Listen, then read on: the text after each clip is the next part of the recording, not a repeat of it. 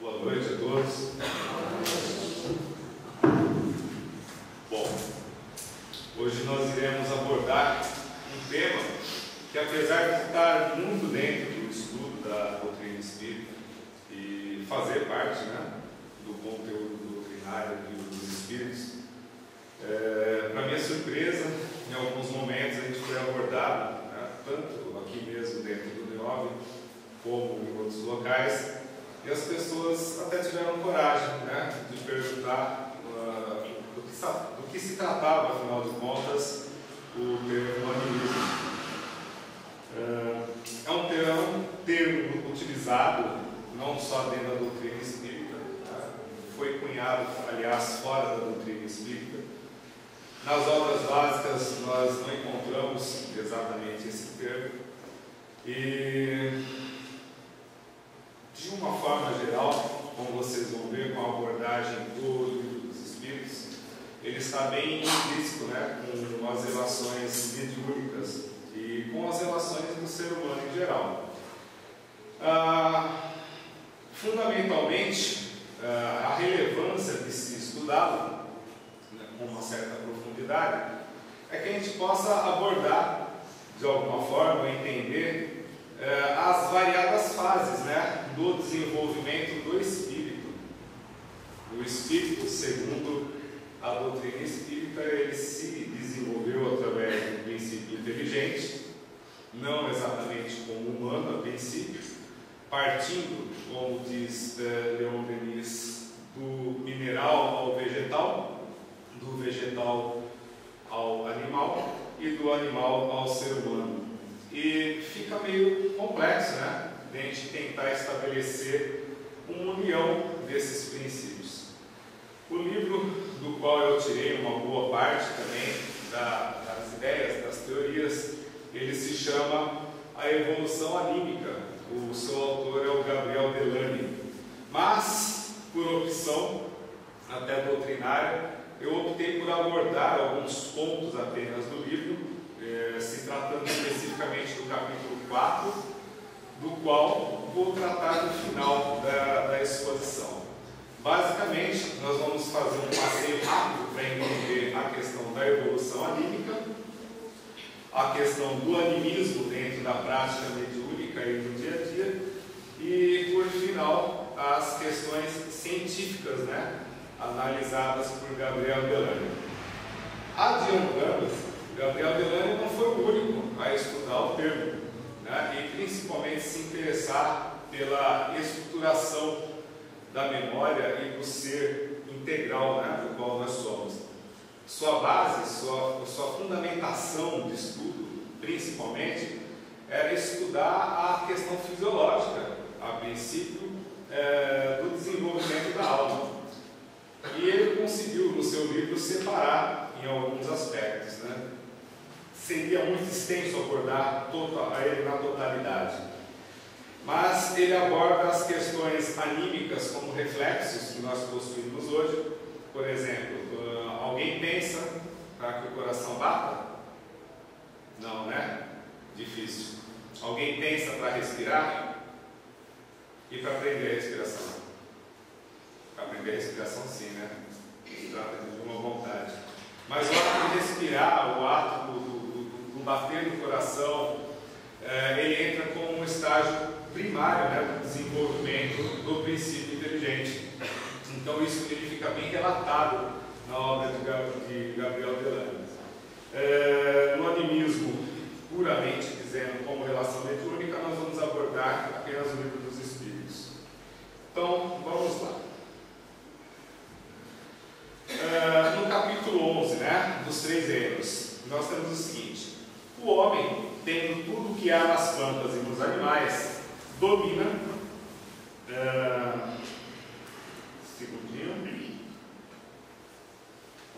Tendo tudo o que há nas plantas e nos animais, domina todas as outras classes por uma inteligência especial e definida, que lhe dá a consciência do seu futuro, a percepção das coisas essas materiais e o conhecimento de Deus. Isso se chama raciocínio, razão. A maioria dos animais, apesar de denotarem grande inteligência, eles agem por instinto. por mais lindo que pareça, né? Por mais eufórico que isso possa nos trazer um sentimento de uma inteligência diversificada, apesar da diversidade, ele é muito mais instintivo.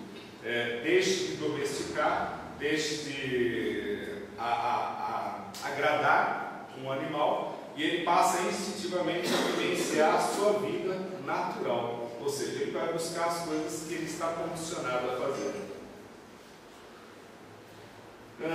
Na questão 607, dissestes que o estado da alma do homem, na sua origem, corresponde ao estado da infância, na vida corporal, que sua inteligência apenas desabrocha e se ensaia para a vida, onde passa o espírito, essa primeira fase do seu desenvolvimento.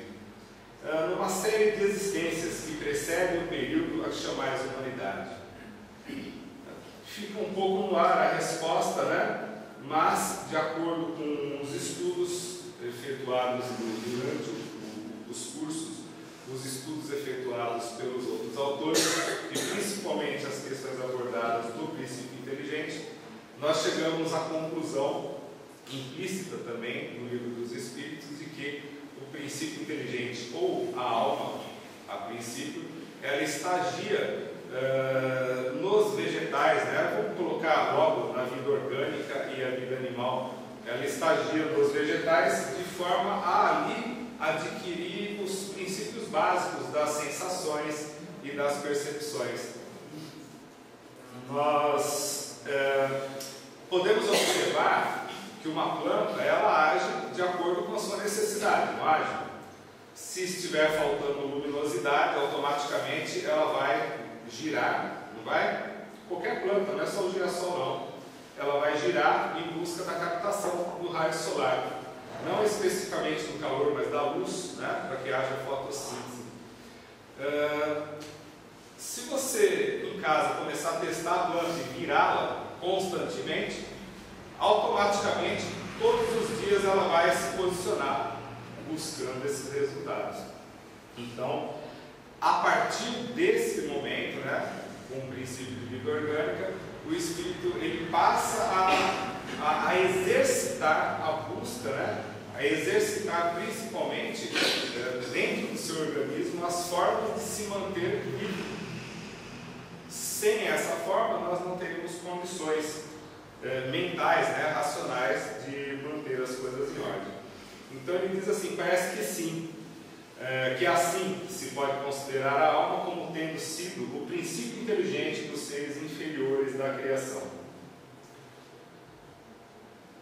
Nesses seres cuja totalidade estáis longe de conhecer, é que o princípio inteligente se elabora, se individualiza pouco a pouco e se ensaia para a vida. Não dá uma resposta 100%.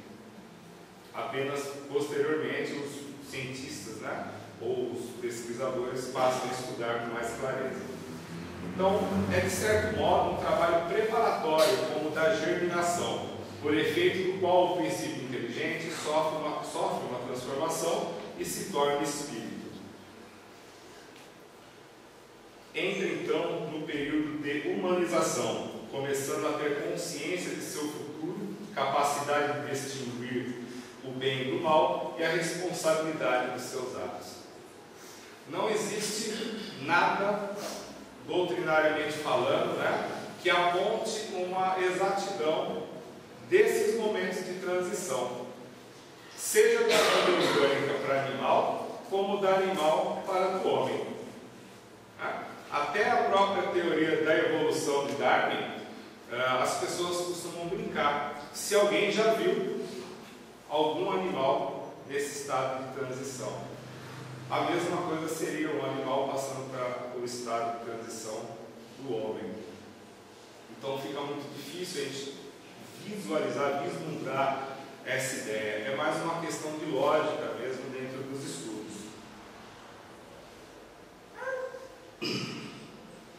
Esse período de humanização principia na Terra. Nós temos o hábito de achar que tudo acontece aqui. Tudo aqui, né? Ainda, de alguma forma, nós nos consideramos o centro do universo. apesar de toda a tecnologia, apesar de todos os estudos, nós não conseguimos, por uma questão de ignorância mesmo, né, além do que a gente possa ler, discernir vida em outro planeta e como ela seria. A doutrina espírita nos traz uma base com relação a isso, falando da possibilidade de muitos mundos, né? Não partindo para a questão filosófica apenas, mas para a questão de raciocínio, tantos planetas, né? Tantas galáxias, porque só nós aqui estaríamos com o privilégio de raciocínio, de pensamento. Então ele fala que a Terra não é o ponto de partida da primeira encarnação humana. O período de humanização começa geralmente em mundos ainda inferiores à Terra. Isto, entretanto, não constitui regra absoluta, pois pode suceder que um espírito, desde o seu início humano, esteja apto a viver na Terra. Não é frequentemente o caso, constitui antes uma exceção. Na questão 610, ter-se-ão enganados espíritos que disseram constituir o homem um ser à parte na ordem da criação? Não, mas a questão não fora desenvolvida. Demais, há coisas que só a seu tempo podem ser esclarecidas. O homem é, com efeito, um ser à parte, visto possuir faculdades que o distinguem de todos os outros e ter outro destino. A espécie humana é a que Deus escolheu para a encarnação dos seres que podem conhecê-lo. Então, desde o princípio de humanização do espírito, ele já tem uma consciência muito vaga, às vezes, dos princípios de Deus, de que algo muito maior existe.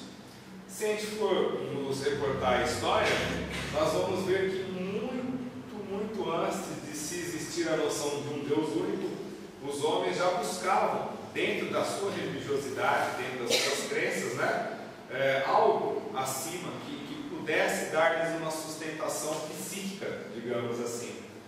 Ou seja, a gente já ouviu muito falar de povos que cultuavam deuses diversos, né, quando não simplesmente a natureza. Então essa já é uma noção básica humana, né, do ser humano, de que há algo a ser alcançado, né? Mas na maioria das vezes nós não temos uma noção exata do que buscar, do que alcançar. Eu arrisco dizer que eu só vi um livro até hoje com uma teoria talvez fantástica, né? De que o animal, quando preparado em um determinado estágio, ele seria recolhido por espíritos especializados na área, onde seria inserido dentro da sua memória apontamentos como ética, convívio, enfim. Mas são apenas teorias, né? Não dá para enfatizar nada disso. A doutrina espírita, ou os livros espíritas, como dizem hoje, contém uma infinidade de assuntos dos quais cabe a cada um filtrar. E o melhor filtro para se analisar um livro espírita é o estudo da doutrina espírita. Infelizmente, não é todos os livros que chegam até minha mão, que eu tenho tempo inclusive de ler, que eu posso afirmar que são realmente espíritas. Diga-se de passagem, até um pouco a parte do contexto, eu considero como livro espírita apenas as obras básicas e a revista espírita. A partir de então, todos são espiritualistas. Mas esse é um assunto meu, comigo mesmo. Animismo do latim, né? Saindo da questão da evolução anímica, para a gente ter uma noção rápida, basicamente, dentro do espiritismo, há o conceito de que o princípio inteligente, então, ele se ordenou, se preparou nas bases inferiores dos seres do planeta. Agora, adentrando no animismo, a gente já dá um salto, né? Um salto muito grande no tempo, e partimos especificamente para o conteúdo dentro da doutrina espírita sobre o animismo nas questões de relacionamento com mediunidade e conosco mesmo. Para o entendimento espírita, é relativo aos fenômenos intelectuais e físicos que deixam supor a atividade extracorpórea ou a distância do organismo humano. isto é, exercida além dos limites do corpo, se tem, por causalidade do espírito desencarnado, o fenômeno denomina-se espiritual ou mediúnico. Mas se o espírito é o próprio encarnado, chama-se anímico. Dentro das reuniões mediúnicas, nós utilizamos muito o termo medianímico, né? Que é uma mistura aí do mediúnico com o anímico. Ou seja, o médium, ele, como intermediário, assume a responsabilidade de filtragem, muitas vezes, dos conteúdos que chegam até as pessoas. Ontem mesmo, durante o desenvolvimento do Mediúnico 2, numa oficina de luz, houve-se uma dúvida. Durante a atividade, um dos alunos falou: puxa, eu fiquei o tempo todo envolvido, mas eu não quis falar do que o Espírito estava ali buzinando no meu ouvido, né? Eu falei: tá, e por que não falou? Porque eram palavrões. Foi perfeito, fez correto, filtrou. Mas você poderia ter filtrado de outra forma, não poderia? Quem arrisca aí o palpite? Poderia ter falado o que, Lúcia? Ele poderia dizer o que o Espírito queria dizer sem usar os palavrões. Ou, por exemplo, olha, ele está muito nervoso, está falando muitos palavrões, um bom entendedor, né? Já basta, nós já sabemos. Então, isso é filtrar a relação mediúnica, é uma relação medianímica. Ou seja, nós usamos a nossa capacidade racional, né, para que não haja uma coerção do espírito sobre a nossa faculdade de razão. Isso é o mais importante. O personismo, do latim persona, né? Fenômeno tido por comunicação mediúnica, mas que é apenas psicológico. Durante muito tempo,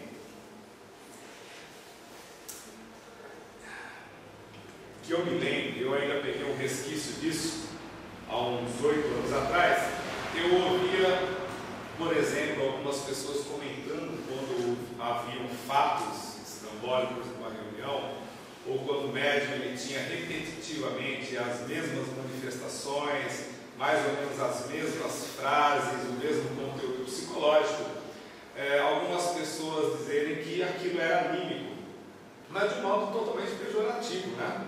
Ou seja, muitas vezes não havia um interesse de se aproximar daquele médium e esclarecer o seu próprio espírito de forma que ele pudesse se desvincular daquela manifestação. Normalmente se mandava para tratamento.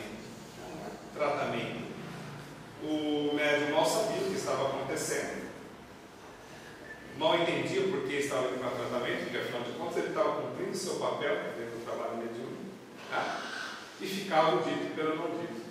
E muitos, infelizmente, acabam se afastando mesmo, porque não são produtivos. A sua produtividade está ligada intrinsecamente à sua memória, às suas recordações.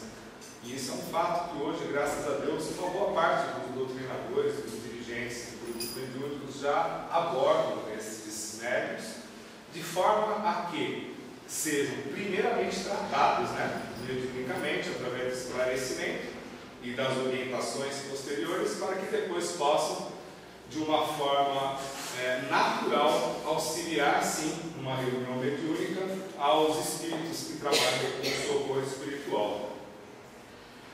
Um fato é que nós aprendemos desde o básico 1 na doutrina espírita, dos cursos de que, para nós auxiliarmos efetivamente, nós temos que estar bem, não temos? Em todas as áreas. Em todas as áreas. Não só a área material, como a psicológica material, mas também a psicológica anímica, que nós não sabemos efetivamente quais as dores que ocorrem por trás do véu da reencarnação. Aqui, naturalmente, nós estamos experienciando um momento como encarnados. Hoje nós estamos assistindo essa palestra. Mas, intimamente, nós não sabemos exatamente como o nosso lado emocional, como a nossa mente está funcionando. Muitas vezes, ao assistir uma palestra, nós podemos concordar ou não. Isso é um fator anímico. Esse é um fator que muitas vezes ele aflora sem que a gente perceba. Eu costumo dizer o seguinte: como nós podemos medir isso? Não tem como medir. Alguém consegue medir a minha dor? Se eu bater um martelo no dedo, alguém tem condições de medir a intensidade do meu sofrimento? Difícil, né? Muito difícil. Eu já vi pessoas que furaram o dedo com uma agulha fazerem um escândalo como se tivessem caído o braço, e outras com metade do braço e boca fechada. Então isso é totalmente íntimo, né, de cada um, onde há um controle maior da sua parte psíquica, da sua parte psicológica. Podia que inventarem uma maquininha, né, para medir a dor, talvez fique um pouquinho mais fácil. Então não confundir nenhum dos dois com mistificação. Não teria cabimento, né? Confundir com mistificação. Ou seja, o ato ou o movimento de mistificar, enganar, né? Espíritos mistificadores também, que se mostram normalmente nas reuniões de forma a serem agradáveis, solícitos, ou conhecedores do assunto, ou como guardiões, mentores do grupo, enfim, o assunto também ele se estende. Ou, no caso de suspensão da mediunidade, ocorrer, né, do sensitivo, por não se ter mais essa capacidade, esse dom mediúnico, partir para a enganação mesmo, né? E existem, sem perder pouquíssimo tempo na literatura dentro da psicologia, existem maneiras maravilhosas de fazer com que as pessoas fiquem suscetíveis, né, a responderem aquilo que a gente desejaria. O Jacob Bella fala um negócio interessante. As pessoas, nós em geral, somos suscetíveis ao fenômeno. Somos suscetíveis ao fenômeno. Céticos ou não céticos, somos suscetíveis. Mesmo não verbalizando, o nosso estômago ele mexe por dentro, né, em determinadas situações. Então muitas vezes nós adentramos uma entrevista já esperando que a pessoa nos fale alguma coisa. Então se essa pessoa, esse entrevistador, nos olhar profundamente, pronto. Ele está vendo alguma coisa, ele está percebendo, ele está ouvindo, né? Então imagine isso. Na maioria desses casos, onde a gente percebe que há um grande fator de enganação, onde as pessoas buscam, né, já psicologicamente afetadas, condições de conhecimento, por exemplo, sobre trabalho, sobre namoro, sobre casamento. Fica muito fácil de se enganar, né? Pois bem, as reuniões mediúnicas, dependendo do que ocorrer, dependendo da qualidade moral do médium, isso também pode ocorrer. Cabe ao grupo, né? Cabe ao dirigente, em geral, estar observando o que se passa à volta. As comunicações escritas ou verbais também podem emanar do próprio espírito encarnado do médium? Ora, se um espírito pode sofrer animicamente por algo que ele arrasta do passado, por que ele não poderia por si mesmo escrever algo de útil dentro das suas qualidades, né, como espírito? Vamos lembrar que aqui tem um trecho destacado, né? Se goza de certo grau de liberdade, recobra suas qualidades de espírito. Qualidade não significa que é algo apenas bom, não. Lembre-se disso, tá? Nem toda qualidade é boa. Apenas designa um estado aflorado. Tá? Mas vamos tratar da coisa boa nesse momento, tá? Eu costumava dizer alguns anos atrás que mesmo sendo uma pedra em matéria de mediunidade, eu poderia de repente, num exercício de psicografia, escrever, né, e no final assinar Kardec. Pronto, já estão pensando aí que eu estou fascinado, né? Tá certo. Mas é assim que funciona. Por que não? Segundo Kardec, a análise constante das comunicações é que vai definir o caráter moral e não o nome especificamente. O que importa é que muitas vezes, num momento qualquer, num momento de dificuldade, onde por uma força de vontade ou por uma necessidade muito grande, em algum momento nós buscamos, nos recônditos da alma, soluções para coisas que nós precisamos urgentemente resolver. Algumas coisas, diga-se de passagem, durante o nosso dia, durante o desenvolvimento do nosso trabalho, que parecem ser extremamente difíceis, sem solução, passado algumas horas, ou alguns minutos, dependendo da força de vontade, aquilo passa a se tornar fácil.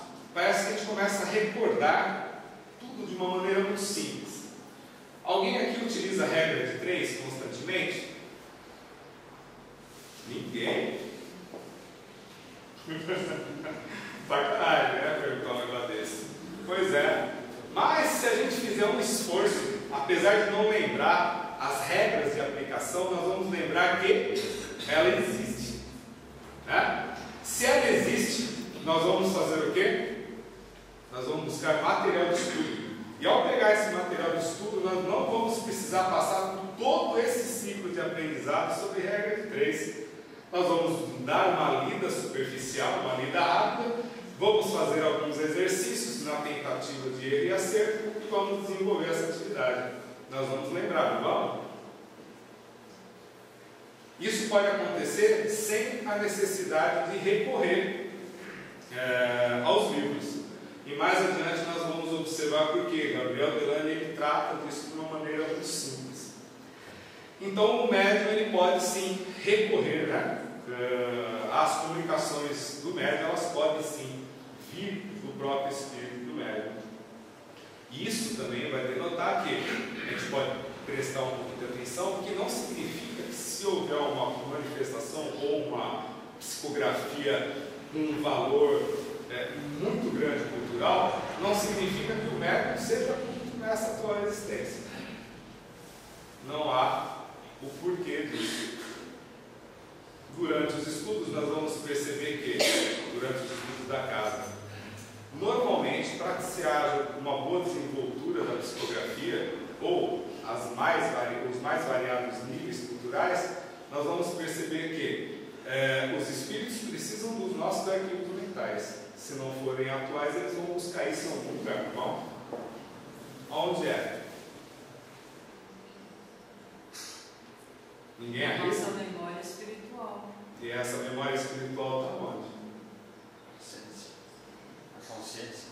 Não, no inconsciente. No inconsciente. Mas se esse inconsciente ele não foi vivido nessa vida, onde ele está? Está no espírito mesmo. No passado.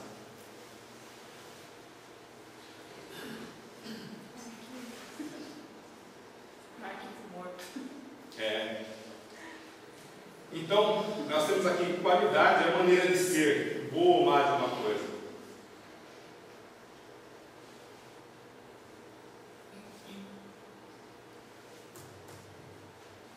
Parou.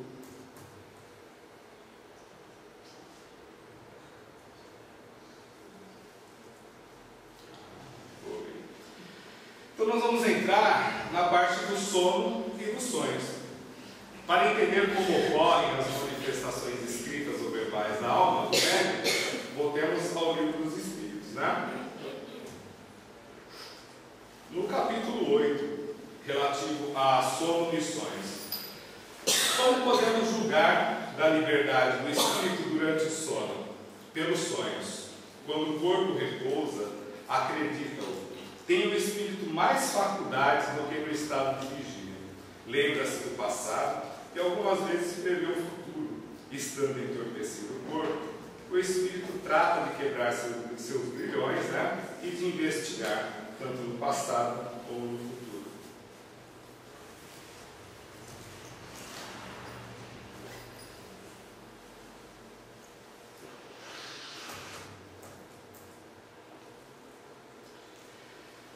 Ainda, é necessário o sono completo, para que haja emancipação do espírito?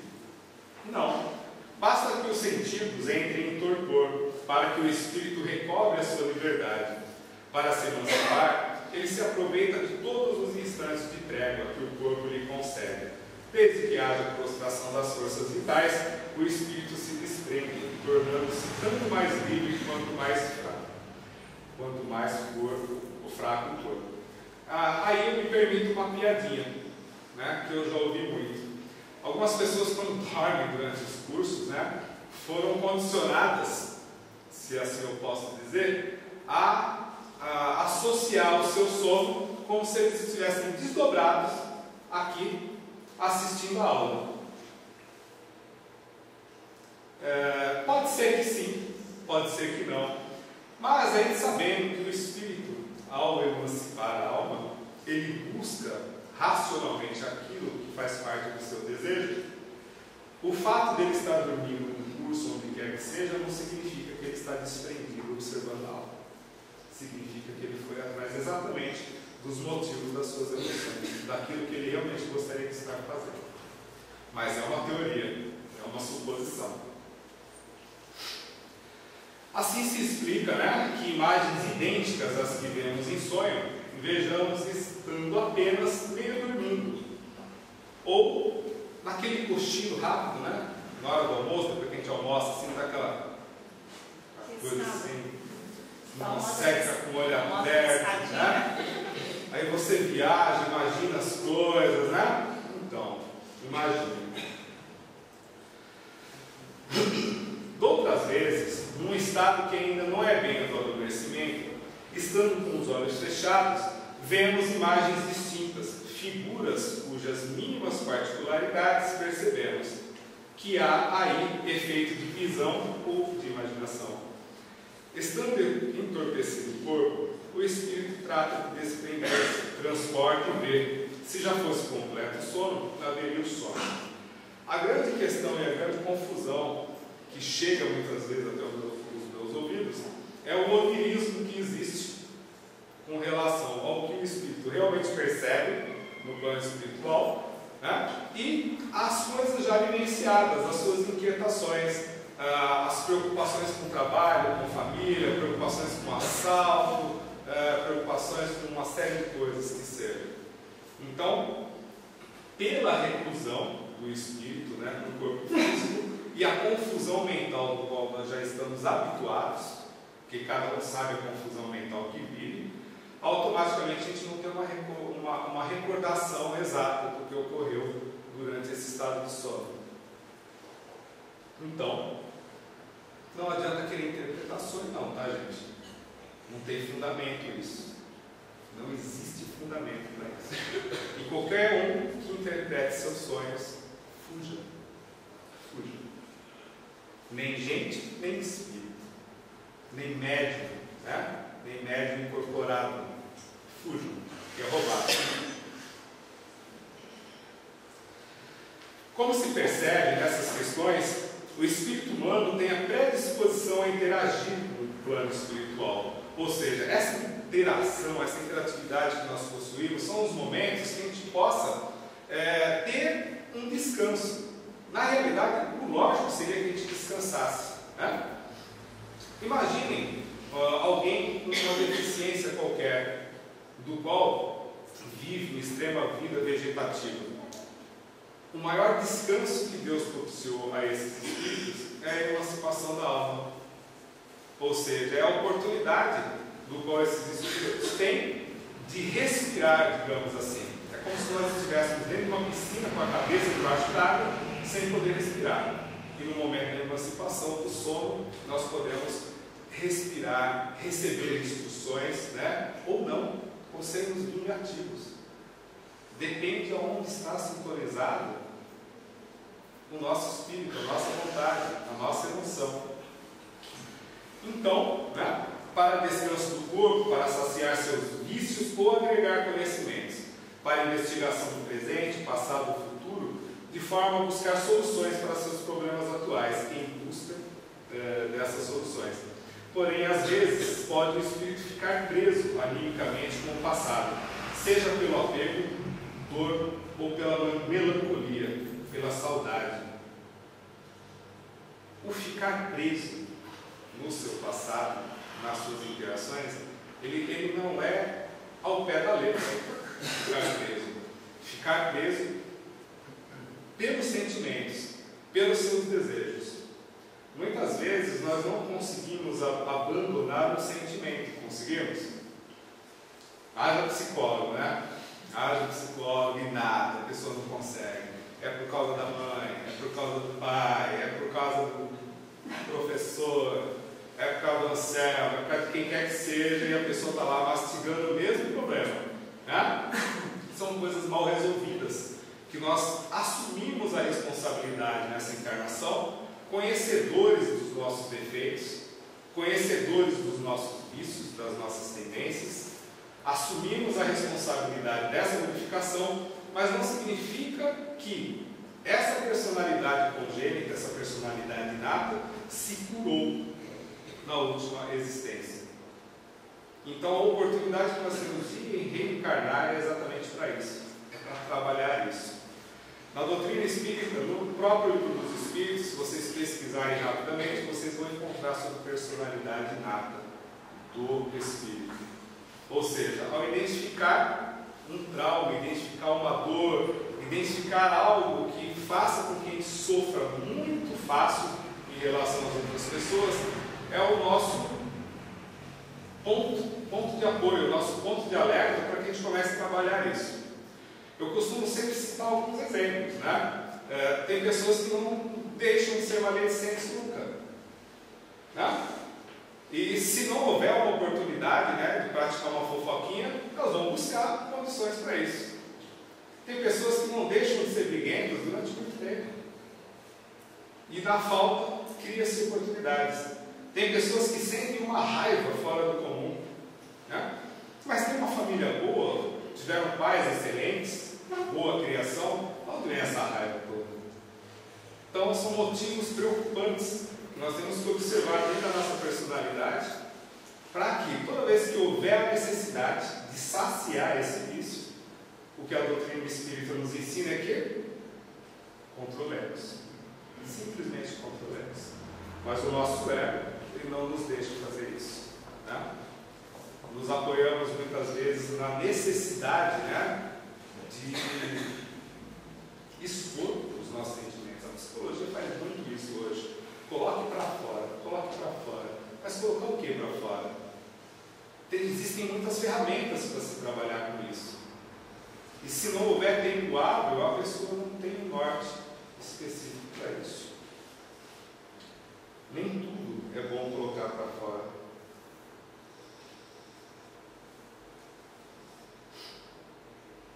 Eu tenho tempo. Ainda na questão do sonambulismo. Vamos classificar por hora o sonambulismo em apenas duas categorias, ok? Sonambulismo natural. Quem aqui já está nos cursos, já é trabalhador mesmo? Está perdendo a mão? Porque só estou pedindo, eu não vou perguntar nada, não. Juro, vou ver. Palavra de honra. Tá? O sonambulismo natural, ele ocorre durante o sono. Pode acessar seus interesses, desde soluções de problemas imediatos, análise de doenças em si mesmo ou em outras pessoas, visão aguçada, pois não enxerga pelos órgãos materiais, leitura através de corpos opacos, visão e visão à distância. Kardec ele especificou, tratou disso como mediunidade, como oportunidade de utilização, e ele deixa claro na introdução do Livro dos Espíritos que ele não adentraria esse campo porque já existia um tratado bem mais específico sobre o caso, né? Com muito mais propriedade do que ele poderia repetir todos os ensaios, que era a doutrina do magnetismo. E pasmem, Kardec apenas enfatiza que são doutrinas irmãs. E o sonambulismo magnético ocorre através de passes magnéticos, né? Tem as mesmas características do sonambulismo natural e ainda pode ser lúcido. Como isso ocorre? Simples, pela indução. Seja pela indução verbal, seja pela indução do som, por cores, pelo passe, por pêndulos, não interessa. Cada um está mais suscetível que o outro a um determinado tipo de indução. Isso vem pouco ao caso. Mas ele é muito bem comprovado e muito utilizado. Deus outorgou ao homem a faculdade sonambúlica para fim útil e sério, não para que se informe do que não deva saber. Eis porque os sonâmbulos nem tudo podem dizer. Questão 430, né, do livro dos Médiuns, sobre a clarividência. Que deduções se podem tirar dos fenômenos do sonambulismo e do êxtase? Não constituirão uma espécie de iniciação da vida futura? Eu não estou abordando por abordar, tá? A bem dizer, porque a ideia aqui era fazer uma comparação sobre o sonambulismo e o êxtase. O êxtase, ele foi estudado na época como pessoas que tinham algum tipo de patologia no organismo, algum tipo de doença, algum tipo de mania, né? E no êxtase as pessoas entravam muitas vezes em estado de histeria, de convulsão, e tinham as mesmas relações espirituais com o seu próprio espírito, muitas vezes. A partir de então, começaram os seus estudos, né? Os estudos que hoje muito utilizados em trabalhos de cura. O médium, o sonambúlico, né? Ou em desdobramento, como é muito bem usado o termo dentro do Espiritismo, através da sua capacidade medianímica, interação com o plano espiritual, ele consegue fazer um rastreamento dos problemas. Quando ele não consegue por si só fazer esse rastreamento dos problemas orgânicos, né, ele passa a receber instruções da espiritualidade e cabe, através do filtro, como nós falamos, passar ou não adiante. Isso aí é de acordo com cada casa, com cada especificação de trabalho. Então a resposta, ele diz assim: a bem dizer, mediante esses fenômenos, o homem entrevê a vida passada e a futura, estude-as e achará-o claramente de mais de um mistério que a sua razão inutilmente procura devassar. Aqui na Terra, isso está no livro A Evolução Anímica. Gabriel Delany, ele atravessa todo o sistema exploratório, desde a possibilidade de criação do espírito inteligente até a finalização, que é o capítulo 4, nós vamos estar tratando, com relação às variações da memória e as consequências que muitas vezes esses estados, né, anímicos podem causar. Mas ele tem um trechinho muito interessante. Aqui na Terra é possível desdobrar a memória total do sonâmbulo, atuando sobre ele pela vontade. No espaço, os espíritos superiores têm a mesma prerrogativa e podem, temporariamente, para a melhora do espírito atrasado, despertar nele a lembrança de suas vidas anteriores, atuando sobre o sonho invólucro perispírito, para que reconsidere o que lhe falta e julgue pelo passado o que lhe cumpre no futuro fazer para melhorar-se. Nós vamos ver isso muito na obra dos espiritualistas. André Luiz, nós vamos ver isso, né? Onde espíritos protetores, mentores, eles levam determinados espíritos em estado de perseguição a reconhecerem determinados fatos de suas existências, onde normalmente, né, os seus perseguidos estão juntos, de forma que através desse reconhecimento, não o reconhecimento de todo o seu passado, através de reconhecimentos pontuais, ele possa, pela razão, sentir se deve ou não abandonar um estado de vingança. Herculano Pires, ele estudou isso também de uma maneira muito específica, mas pelo Instituto Paulista de Parapsicologia. Com relação à vida anímica, Kardec aponta inúmeras possibilidades e interesses do espírito. No sono, nós vamos abordar o descanso do corpo e a oportunidade de reflexões do espírito. Sonhos, visões diversas e muitas vezes confusas, trazendo realidade como também onirismo. Letargia e catalepsia, em geral, veem e ouvem o que em derredor se diz e faz, sem que possam exprimir que estão vendo ou ouvindo. O sonambulismo e o êxtase, o desprendimento da alma do físico, tanto como um como o outro, pode pode possibilitar acesso lúcido ao passado e ao futuro. Enfim, busca o Espírito aquilo que lhe convém, aquilo que ele está sintonizado, segundo suas qualidades. Ao desprender-se, pode ir estudar. Né? Essa é a parte mais importante. Né? As nossas preces feitas à noite nós fazemos dessa forma. Mestre Jesus, mentores, amigos, peguem na minha mão, pelo amor de Deus, e me arrastem para estudar. Não me deixe correr atrás dos meus vícios. Né? Todo mundo faz isso, não faz? Tenho certeza. Absoluta. Né? Bom dia, máscara, né? Não permite, vigia ele. Ao passado em busca de experiências já vividas ou entrever o futuro, segundo uma lógica de vida atual. Tudo de forma natural ou provocada pelo magnetismo. Aqui nós temos uma observação de Hermínio C. Miranda. Quem quiser depois, isso vai estar disponibilizado no blog, vocês podem fazer as consultas. Hermínio C. Miranda, num artigo, ele diz o seguinte: empenhados na elaboração de uma obra tão abrangente quanto possível, os instrutores da codificação se viram forçados a sacrificar o particular em favor do geral, o pormenor em benefício da visão do conjunto. Então, devido a isso, muitas coisas ainda estão para serem esmiuçadas dentro da doutrina espírita. E a ciência ela vem colaborando cada vez mais com isso. E nós todos deveríamos colaborar mais como pesquisadores espíritas e não apenas como religiosos.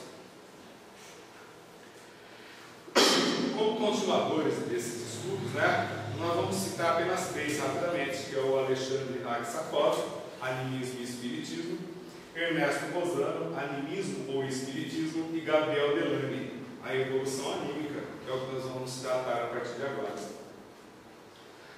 Esse livro, né, ele foi traduzido e editado aqui no Brasil em 1937, a primeira vez, pela FEB. Fantástico, ele já existia desde 1985, né? Pelo menos aí uns 40 anos esse livro existia quando 1800. Chegou ao Brasil. Oi? 1800. Eu falei 900, perdão. Estou me adiantando. Então, quando traduzida para o português, essa obra já possuía 42 anos. É reconhecida pela FEB e dentro do Espiritismo pouco explorado o assunto como método prático. Esse livro ele vai tratar de estudos sobre a psicologia fisiológica, segundo o Espiritismo. Eu, sinceramente, não tenho condições de abordar cientificamente muitos dos termos e muitas das expressões que foram usadas no livro. Então, eu vou procurar tratar da maneira mais simples possível e da maneira que a gente possa entender dentro da doutrina espírita. Então, vamos lá? Surpresa! Depois de discorrer sobre as questões evolutivas da alma, evolução anímica e sobre o animismo, capacidades intrínsecas da alma, a qual nos reportamos nos slides anteriores, o autor Delany estuda a base e as consequências anímicas da memória. Segundo Delany, toda sensação visual, auditiva, tátil ou gustativa procede originariamente de um movimento vibratório do aparelho receptor.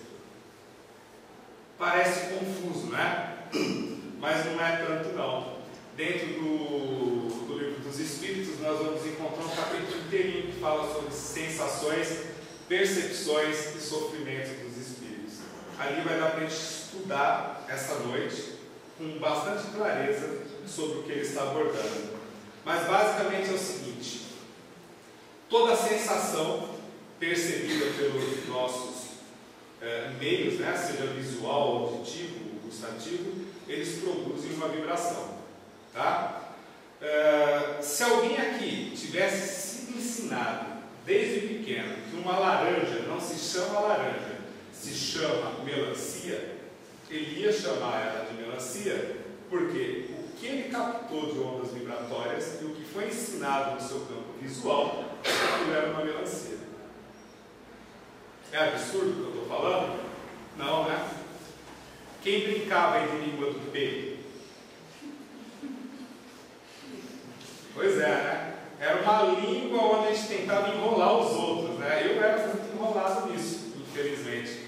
Mas existem povos, a gente pega na entrevista, famílias que criaram o seu próprio estilo de língua, que não existe no mundo. E eles se comunicam integralmente. Por quê? Porque foram condicionados a isso. Então nós podemos falar que eles são bilíngues. Né? Uns falam inglês e português, eles falam português e aquilo que inventaram. Simples. Tá? Mas, pelas vibrações, nós aprendemos que laranja é melancia e aquilo é melancia. Né? A maioria aprendeu que laranja é laranja e ponto final.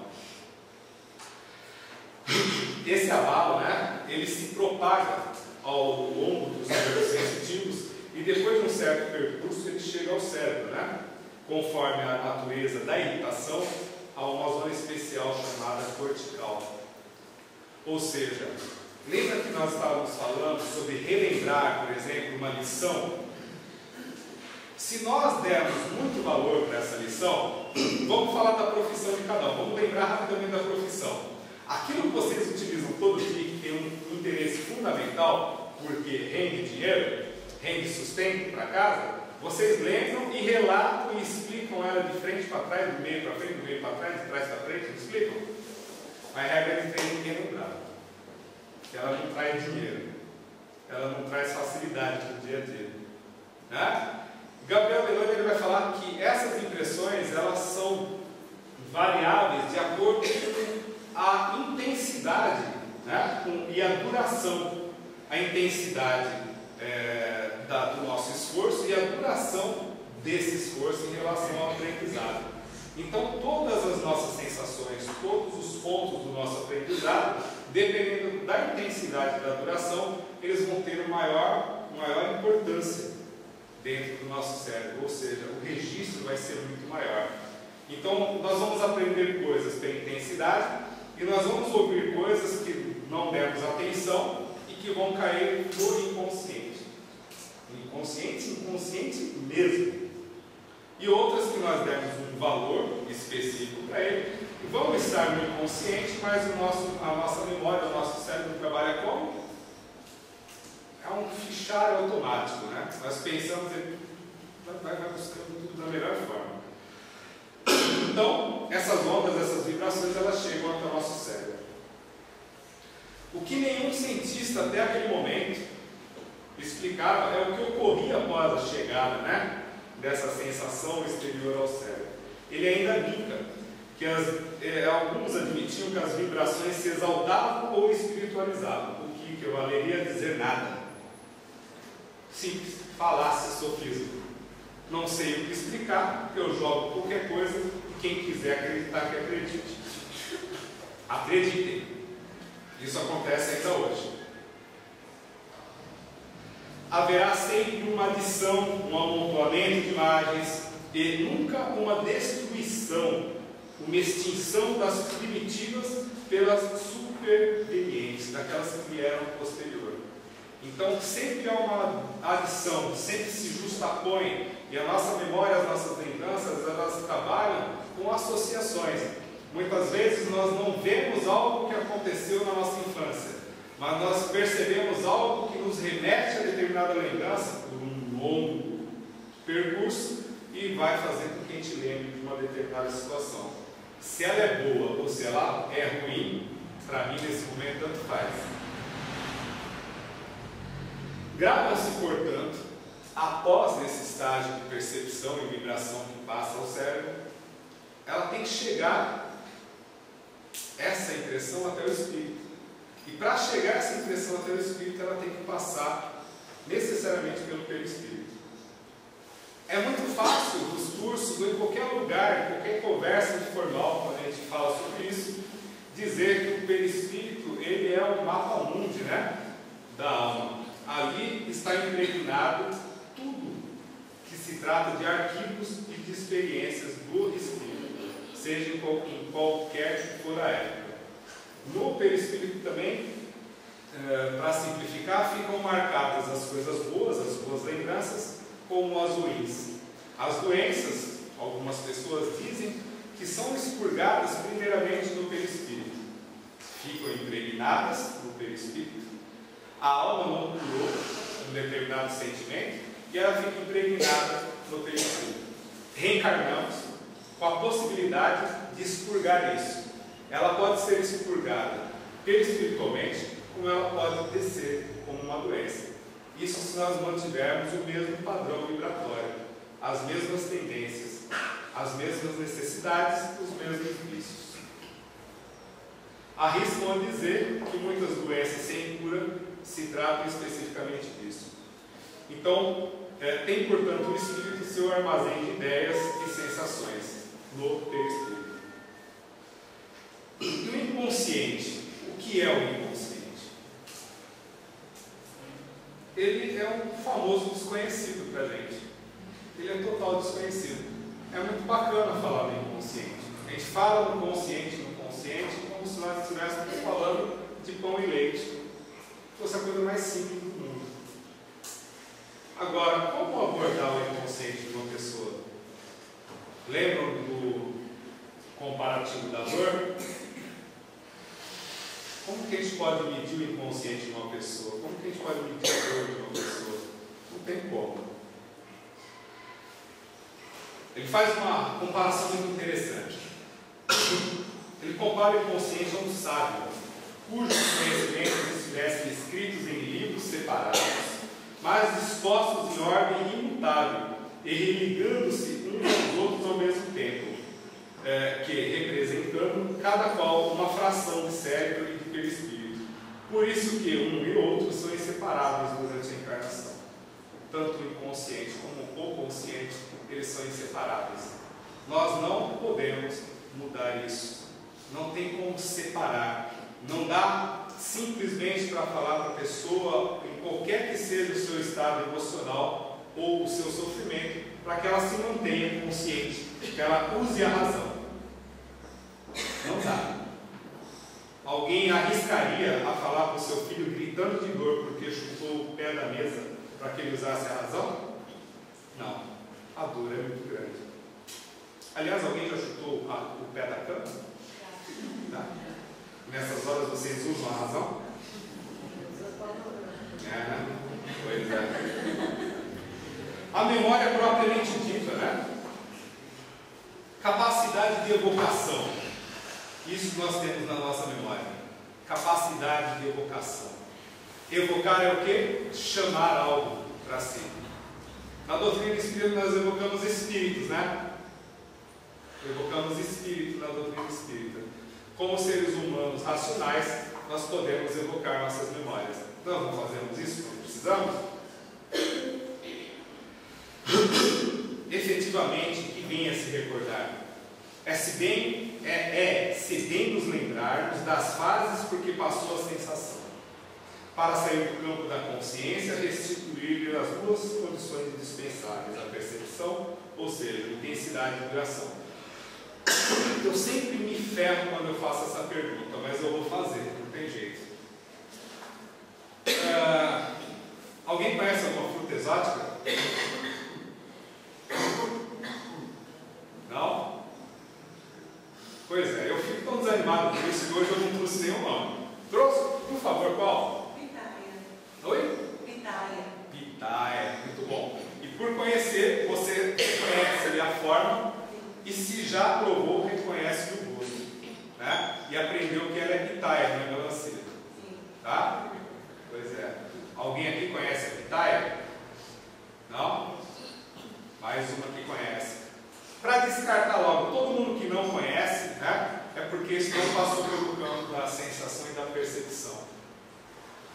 Se não passou, não tem como rememorar isso. Perfeito? Mas não somente a imagem atual rememora, como eu citei agora há pouco, a antiga como idênticas, como também se dá quando apenas se assemelham e mesmo quando não mais se assemelham, sob a só condição de existir entre elas alguma analogia. Eu me permito brincar novamente, né? Eu já ouvi um disparate de pessoas que têm medo de nadar e alguém falar, meu filho, você morreu afogado na outra vida. Primeiro que isso é antidoutrinário, né? Como a gente pode garantir isso e apavorar mais a pessoa, não é? Mas e se foi verdade? Ela não precisa ver um afogamento para se lembrar a sensação do afogamento. Ela pode ver a água, ela pode ver a areia do mar, ela pode ver um copo d'água e se sentir mal com aquilo. Então a nossa memória ela vai percorrer os caminhos necessários de acordo com a intensidade e a valorização que nós demos para aquilo. Simples assim. E não existe razão também para isso. Toda forma de memória adquirida pelas experiências do espírito ficam então arquivadas aonde? No perispírito. Todas as nossas experiências, rápidas ou duradouras, elas ficam arquivadas no espírito e podem em algum momento aflorar, segundo a intensidade e a valorização que nós dermos a ela. Podemos evocar essas memórias pela vontade, exercícios de memória, tá? Quando eu me relatei aos exercícios ou à busca de algo que nós aprendemos e não lembramos, mas que vamos precisar utilizar agora, memória atual, memória consciente, apesar de aparentemente estar inconsciente, é uma memória consciente. Por quê? Porque se você estudou física e passou por todas as situações, as bases se conhecem. Então, ao evocar essa memória, nós temos condições de buscar aonde precisamos novamente ir para reconhecer os cálculos necessários. Pelo sonambulismo natural, que é um tipo de evocação, ao dormirmos preocupados com determinada situação, fatalmente nós vamos buscar reconhecer determinadas situações, vamos buscar soluções para esses problemas, né? Ou simplesmente nos apegar à melancolia do passado. E pelo sonambulismo magnético, aí já vamos entrar em outras questões. Para a resolução de problemas já vivenciados ou para reconsiderar o que falta ajustar no futuro devido à personalidade ainda vigente. Essas rememorações, como eu já falei, podem ser espontâneas ou não. Tudo depende muito de cada um, da intensidade e do que realmente deseja, se é que deseja. Nossas fontes de estudo, para quem quiser buscar, estudar mais, tá? O Livro dos Espíritos, capítulo 11 dos Três Reinos, o Livro dos Espíritos, o Sono e os Sonhos, capítulo 8, o Livro dos Espíritos, Sonambulismo, capítulo 8, e a Evolução Anímica, eu coloquei capítulo 6 aqui, mas está errado, é capítulo 4, todinho ele, tá? Ser médium ostensivo ou possuidor de grande conhecimento doutrinário não capacita ninguém a ser guia de outro. Portanto, como eu venho sempre enfatizando, estudem para não se tornarem codependentes, tá? Porque dependentes já são os vaidosos, né? Que não se esquivam à fascinação do proselitismo. Enfim, obrigado pela paciência.